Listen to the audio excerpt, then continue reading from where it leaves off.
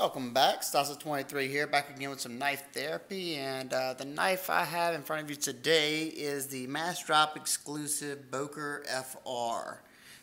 This is a Brad Zinker design, and this guy on MassDrop came in right around $79 after the discount. Let's get some quick specs on this guy.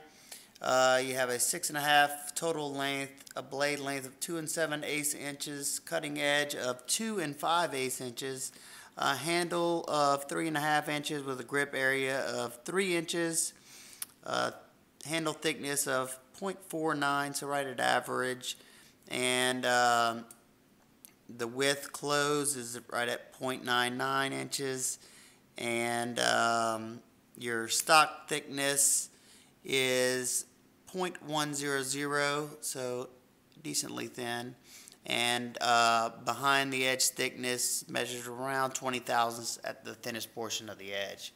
So let's take a closer look up at this guy. You have a classic drop point blade. You have I'm pretty sure it feels like a flat ground. Yeah, flat grind, I'm pretty sure, not 100%. Yeah, flat ground blade.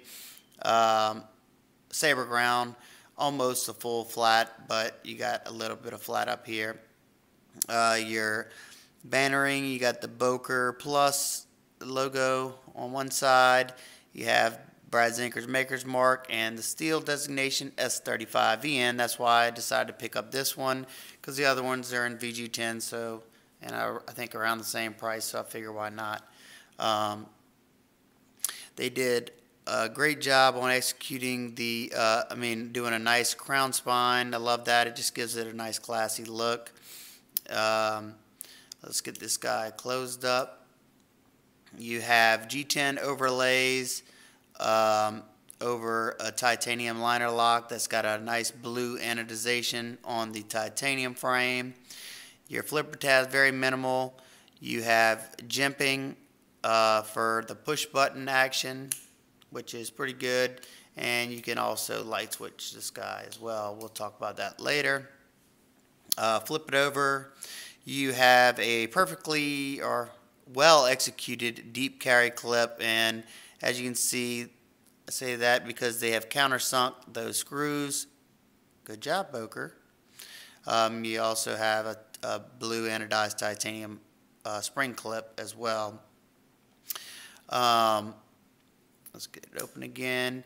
As you can see, you have nice flow-through construction with a hourglass standoff in the back. Very minimal construction. You have this one here, and then you have these screws, which you have to take these off to actually get to the actual pivot that's behind there. It's just, that's just the nature of the beast when you have these overlays like this most of the time. Access to that lock bar is very nice because you have this nice little cutout right there, and you also have some texturing on that lock bar, so you can easily disengage that lock. As you can see, the deployment's pretty good on this guy. It's running on stainless cage bearings and a stainless detent, and that's about it as far as my positives. Let's get a few quick size comparisons, and I'm going to talk about some of the things that kind of bummed me out about this knife. First up is about the same quality QC as Boker. Lately is the Buck Vantage, the small select. Pretty close, about the same exact size handle and grip area. You just have a little bit longer blade in the FR. Here's it next to your larger Swiss Army knife. What is it, Pioneer maybe? I don't know which one this is, but there you go. About the same size handle. You got a little bit bigger blade there though. One more last comparison is your case sod buster. These two are very close in, pretty much identical, except this is a flipper, even in looks. So there you go. It's like a sod buster with a flipper. Okay, Oh, real quick, let's talk about ergonomics. I have a medium-sized hand, and I'm just going to say with this flipper tab, as wide as it is, very cramped. I get a four-finger grip, but it's definitely pushed up against there, and whenever I squeeze down, I'm getting this height on that pocket clip being it's up so high. I feel that, and I'm also feeling the sides of the scales. Not super comfortable, but it's not terrible for a light-duty task. This grip, it's okay, and this grip is just fine because you got this thick portion on the scales to hold on to. That grip's okay. You just feel, you either feel in that pocket clip, the height on that pocket clip because it is rather high, or you're feeling the edges of the G10 or the frame. Not terrible, but just something to note. Let's see. Let's get a quick weight on this guy, and then I'm going to talk about why this knife was pretty much a letdown, which Boker pretty much always lets me down, at least with their titanium knives. 2.24 ounces, very, very nice and svelte. So let's talk about some of the things that really turn me off. First things are just not so much. First off, it came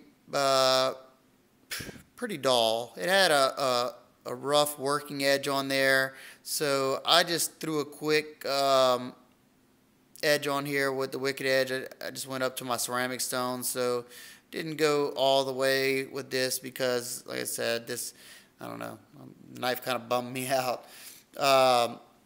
Also, I had to add my own sharpening choil because they had this big smile kicked up right here. The bevels were pretty uneven. I had to straighten those out. Things that I was able to fix, but not everybody may be able to fix that. It came with a really, really weak detent. I could shake it out pretty easily.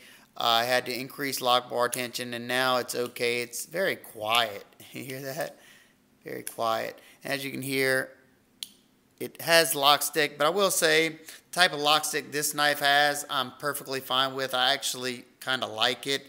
It does have that little audible click, but it's not anything that you actually feel. Like, it's not where I'm having to push it over really hard, but it kind of just gives me that assurance that that lock is not going to slip off of that tang. And there you go, that's your lock up. It's about 100% underneath the tang.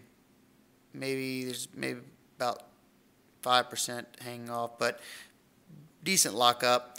No up and down play, no left to right. Well, you can kind of flex it left to right just because, you know, the thin frame.